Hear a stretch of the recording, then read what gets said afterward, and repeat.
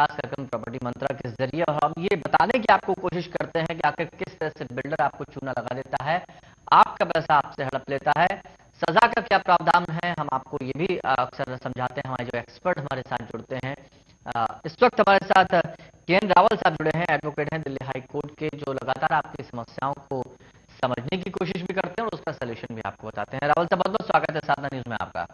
जी नमस्कार। राहुल साहब, समस्याएं आपने सुनी और आपने ये भी देखा, आम्रपाली के चेयरमैन को भी आपने सुना। उनका कहना है कि हमने जजेस का एक पैनल बनाया हुआ है जो कि सारे फैसले लेता है, लेकिन अभी हम उतने सशक्त नहीं है, उतनी ताकत हमारे पास नहीं है जितनी की होनी चाहिए, और कुछ छुटभइये टाइप के जो बिल्डर होते हैं, जो डेवलपर होते हैं, वो ऐसे जो बड़े बिल्डर्स हैं उनको बदनाम करते हैं। क्या ये माना जाए कि इस तरह आप मतलब इन चीजों को किस तरह से देखते हैं? क्या हम ये माने कि कुछ छुटभइये टाइप के बिल्डर ही होते हैं जो इस तरह के काम करते हैं? देखिए, ऐसा तो नहीं कहा जा सकता कि छोटे भैया टाइप के बिल्डर ही ऐसा काम करते हैं। कुछ बड़े बिल्डर भी ऐसा काम करते हैं। पिछले दिनों में देखा गया, ऐसा साधना न्यूज के माध्यम से भी देखने में आया था कि बड़े बिल्डर भी इस तरह के काम करते हैं। जी।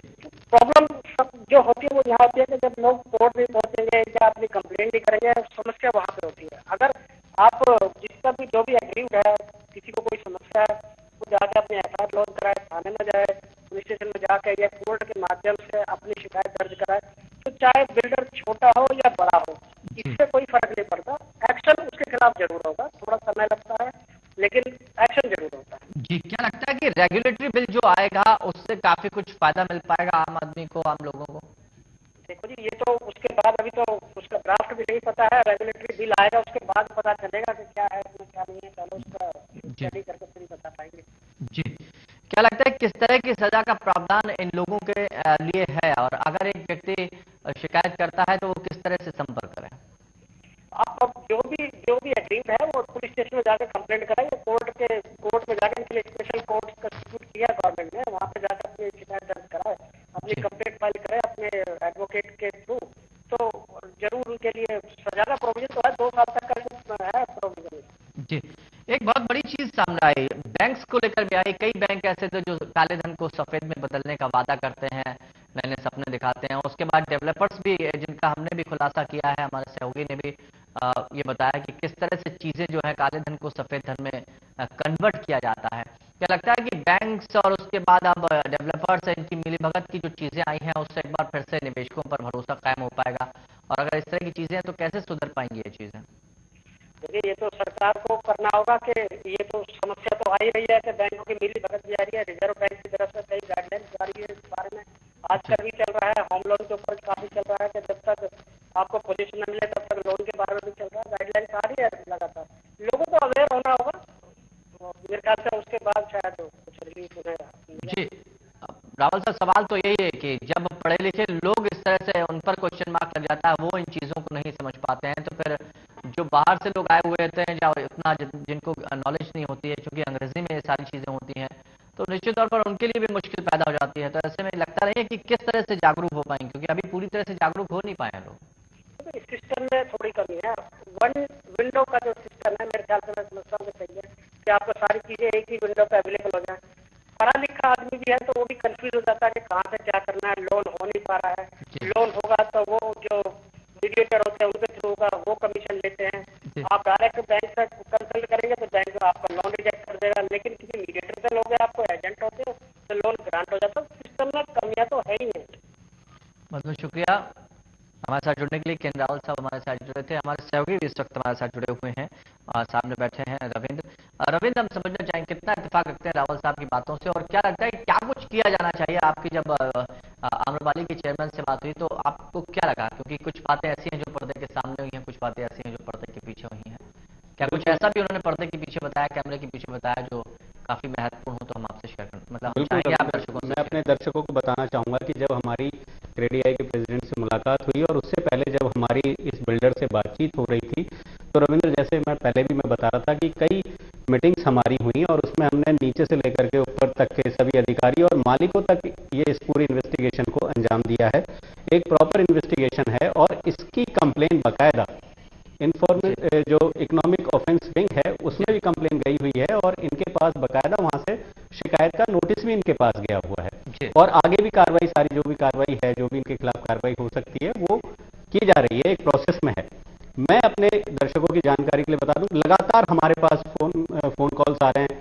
रांची से हमारे पास फोन आए, गुजरात से हमारे पास फोन आए, जहां जहां भी जिन जिन लोगों ने जो भी इसमें इन्वेस्ट किया था, कॉस्मिक स्ट्रक्चर प्राइवेट लिमिटेड के जो प्रोजेक्ट, जो लग्जरियस प्रोजेक्टों का जो सपना इन्होंने दिखाया है इन्वेस्टर्स को, उनके हमारे पास फोन आए। तो उन सभी को ये जानकारी दी गई कि देखिए, जो इसके जो मालिक हैं वो इस तरीके के कामों में इन्वॉल्व हैं। और रविंद्र, मैं अपने दर्शकों को ये भी बताना चाहूंगा कि आरटीआई से हमें की जानकारी ये भी मिली है कि इनके कई प्रोजेक्ट्स को तो हरी झंडी भी नहीं मिली है।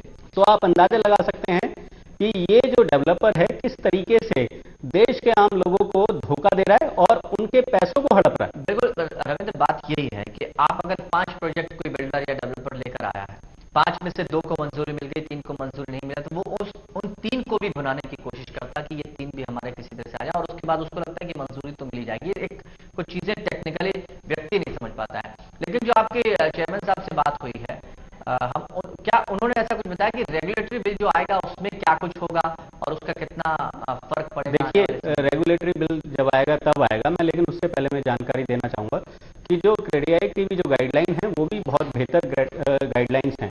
अगर उसमें कोई अगर रजिस्टर्ड डेवलपर होता है तो उसे कुछ नियमों का पालन करना पड़ता है। जैसे कि अगर कारपेट एरिया को ही सेल करेगा, वो जो इन्वेस्टमेंट है उसकी जानकारी आईटी डिपार्टमेंट यानी इनकम टैक्स डिपार्टमेंट को पूरी तरह से देगा, ठीक तरीके से देगा, पूरी तरह से जो भी ट्रांजैक्शन होंगी उसमें वो ट्रांसपेरेंसी रखेगा। ऐसा हो नहीं रहा है, ये एक अलग बात है कि ऐसा हो नहीं रहा है, जिसकी वजह से आम लोगों को और जो आम निवेशक है उसे काफी परेशानी हो रही है रविंद्र। और दूसरी एक वजह ये भी है कि जो डेवलपर है वो अपने निवेशकों को ठीक से जानकारी देता नहीं है, वो उसे बताता कुछ और है और देता कुछ और है। अगर हम पर्टिकुलरली अगर कॉस्मिक की बात करें, कॉस्मिक के जहां जहां प्रोजेक्ट चल रहे हैं, एक आध को छोड़ करके अभी तक हम जैसे अपने टीवी स्क्रीन पर ही दिखा रहे हैं, सिर्फ झंडे लगे हुए हैं और उधर हम अभी पिछले दिनों काम शुरू ही नहीं हुआ है। और प्रोजेक्ट अगर आप देखेंगे तो उनकी साइट पर अगर वैसे देखेंगे तो उन्होंने आलीशान प्रोजेक्ट बनाए हुए हैं और लोगों को सपना दिखाया हुआ है कि आप इस जगह रहेंगे। बिल्कुल, यानी धोखा हमेशा खूबसूरत होता है और वैसे ही खूबसूरत धोखे के जरिए उनको नए नए सपने दिखाते रहते हैं। बहुत बहुत शुक्रिया रविंद्र हमारे साथ जुड़ने के लिए। चलिए अब हम आपको कॉस्मिक के मैनेजिंग डायरेक्टर सुशांत मुत्रेजा ने क्या कुछ कहा है दिखाते हैं। कंपनियों में ब्लैक मनी ऐसा लग रहा है, ऐसे भी लोगों को लगता है, और ऐसे में लोग जो होते हैं वो डरते हैं कि वहां हम जाएंगे, पता नहीं हम उसे एक्वायर करें, आपको जिस करेंगे नहीं, तो घर बुक करने में थोड़ा डरते हैं ब्लैक मनी को लेकर। तो क्या लगता है आपको, क्यों ऐसा हो रहा है ब्लैक? देखिए, ये जो ब्लैक मनी का जो क्वेश्चन है, ये एक हमारा कंपनी स्पेसिफिक क्वेश्चन है। हमारी कंपनी में 100% ट्रांजैक्शन हम एंटरटेन ही नहीं करते इस तरीके की रिक्वेस्ट को। मैं जानता हूँ बहुत इस इंडस्ट्री में ऐसा होता और चलता है, ये कोई किसी से छुपी हुई बात नहीं है। तो कॉस्मिक इंडिया के जो भी ग्राहक है वो निश्चिंत रहे इस बात को लेकर कि वो जिस घर में रह रहे हैं वो पूरी तरह से अच्छी तरीके से है, सारी प्रोसेस को लेकर किया गया है और ब्लैक मनी उसमें नहीं लगा, एस्योर हो जाए वो पूरी तरह से। एब्सोल्युटली, हमारे पास सारी सेल्फ एक्वायर्ड फंडिंग है। हम एक zero debt zero litigation company है। एक पहली कंपनी आपको देखने को मिलेगी जिसके ऊपर जो इतने टाइम से कार्यरत हो और एक सिविल या क्रिमिनल केस किसी भी कंपनी के अगेंस्ट, डायरेक्टर शेयर होल्डर के अगेंस्ट ना हो। तो बिल्कुल ही साफ सुथरा काम है और हम क्वालिटी के लिए बहुत बहुत कॉन्शियस हैं। और एक चीज इंश्योर कर सकते हैं कि जहां पर अगर आपने हमारे साथ इन्वेस्ट किया तो आपको वो इन्वेस्टमेंट बिल्कुल खरे सोने चाहिए।